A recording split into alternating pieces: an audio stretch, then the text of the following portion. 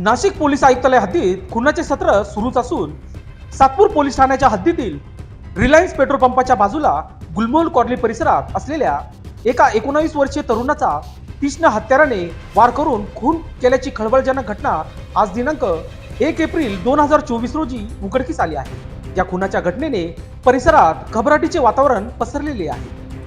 महिन्याच्या सुरुवातीलाच सातपूर परिसरातील गुलमोहर कॉलनी येथील कौशल्य व्हिला प्लॉट नंबर 1 या बिल्डिंग मध्ये राहणारा 19 वर्षीय युवक महेंद्र सिंग हा फॉक्स सिटी येथे कुक म्हणून काम करत होता।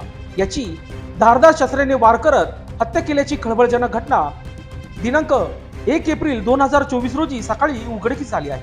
हा युवक परराज्यातील नेपाळ येथील असल्याची प्राथमिक माहिती समोर येत आहे।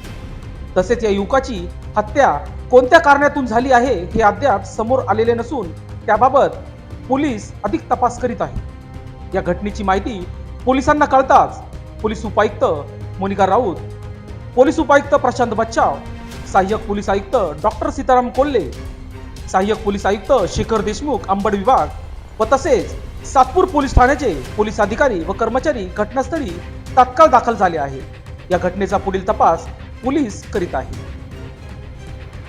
लोकशास्त्र न्यूज साठी बंटी आढाव, सातपूर।